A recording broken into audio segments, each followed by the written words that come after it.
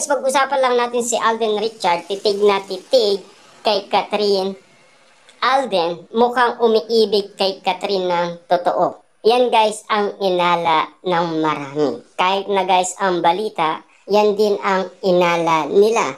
Kahit noon pa man guys nasa Canada sila, mukhang meron daw nagde-develop umano sa dalawa.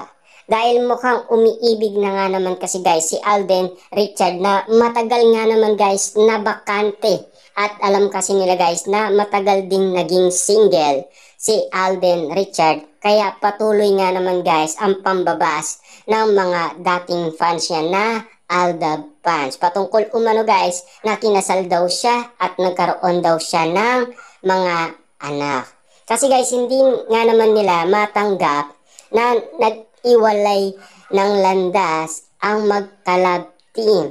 Siyempre guys may asawa na si Ming Mendoza.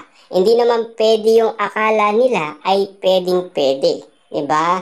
Siyempre guys, nakaraan na yon at nagsuportaan naman sila. At nagtulungan naman sila sa kanilang ginagawa. At siyempre guys, no, dahil sa nangyari nga naman, patuloy pa rin guys na meron din nalalait umano guys kay Catherine Bernardo. Patuloy pa rin siyang binabatikos ng iba dahil sa nangyari umano guys sa Century Tuna Superbats, 'di ba? At spotted nga naman doon guys si Alden Richard. Kaso nga lang guys, patago. At ang lihim na yun guys, si Robby lang ang nakakaalam umano ng lihim ni Alden Richard dahil alam natin guys nakita umano ni Robby Domingo at muntikan na guys binuking ni Robby Domingo si Alden Richard. Kaso nga lang guys pinigilan ni Catherine Bernardo. Tulad ng nangyari kanina guys, muntikan ng nabuking umano guys ang relationship ni Catherine Bernardo at Alden Richard. Dahil siyempre pinipigilan lang guys ang mga dila nila para mapigilan talaga guys ni na Robby Domingo at Kim Chiu na alam naman natin guys no, muntikan na rin binuking ni Kim Chiu sa It's Showtime si Alden Richard patungkol umano sa kanyang love life, 'di ba? Pero guys sa kanilang interview kanina kasi medyo kinakabahan nila guys talagang medyo gusto nila rin malaman kung ano na talagang estado ng kanilang relationship. Siyempre guys no, pinag-uusapan nga naman guys ng maraming celebrity na bakit ganun na lamang guys ang galawan ng Kat din. Siyempre guys no, ang social media talaga maraming trending yan. Posibleng hindi nila nalalaman yan kasi pwedeng i-share ng mga iba't ibang mga tao yan.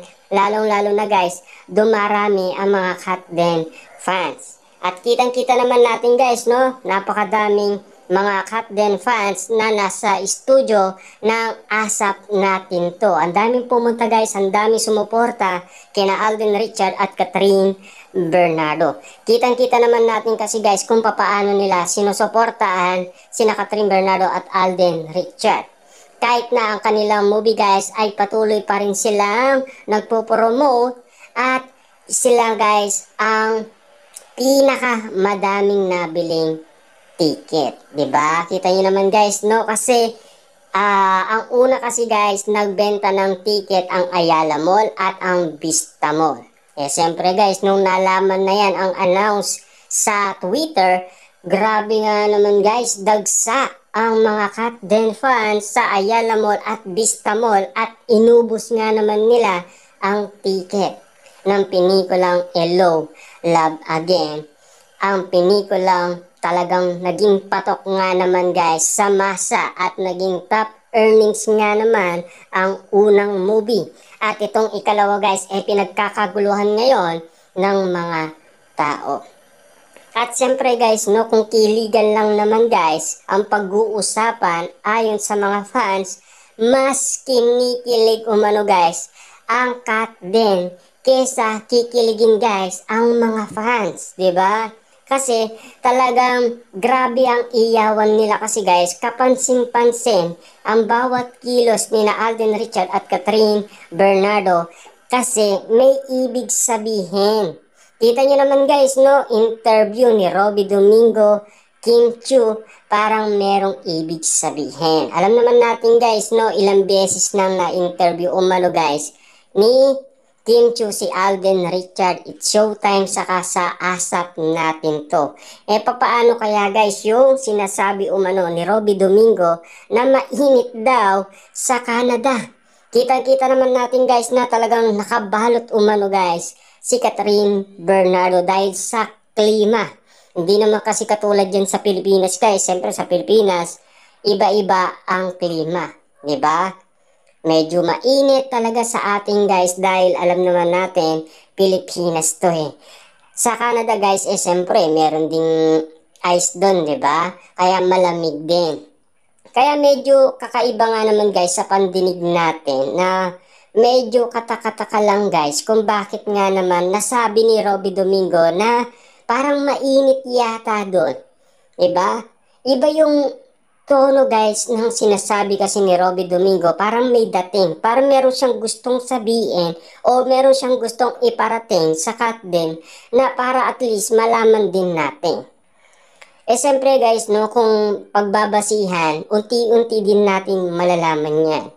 Siyempre, kung talagang pinapasabik lang guys ang mga fans, siyempre, pag sinabing mainit-init, alam na ng fans yan guys, na kung ano ang tinatanong nila. Kasi, doon pa lang guys, medyo magiging sabik nga naman guys ang mga fans ni na Alden Richard at Catherine Bernardo.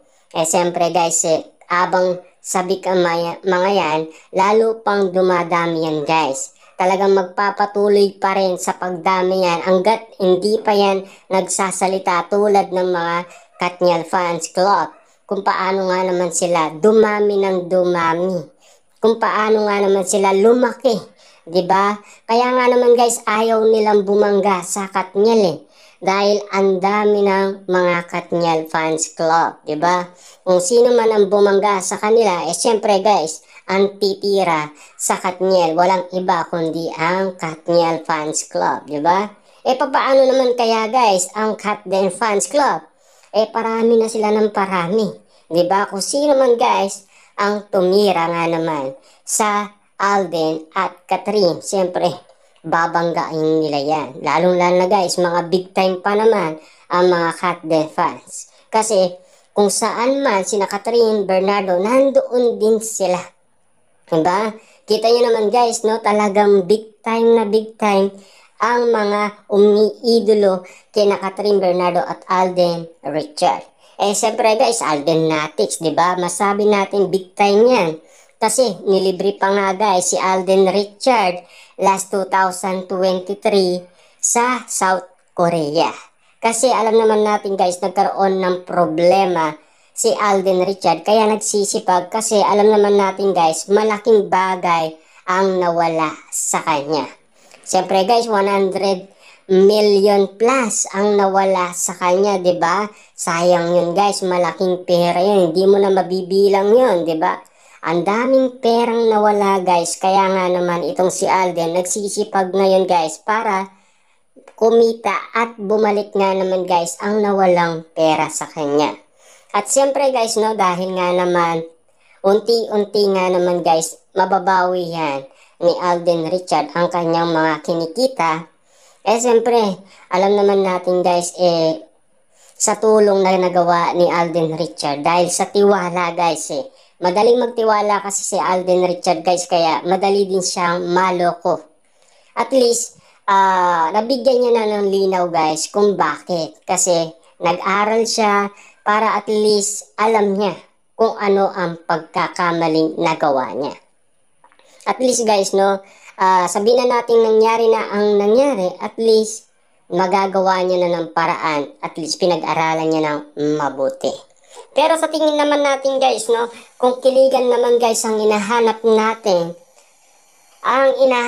kasi guys dito, yung chemistry nila. Kung talagang ano na nga ba guys ang tinatanong ng ibang tao, kung bakit nga naman ganyan na lang ang sitwasyon ni Catherine Bernardo at Alden Richard.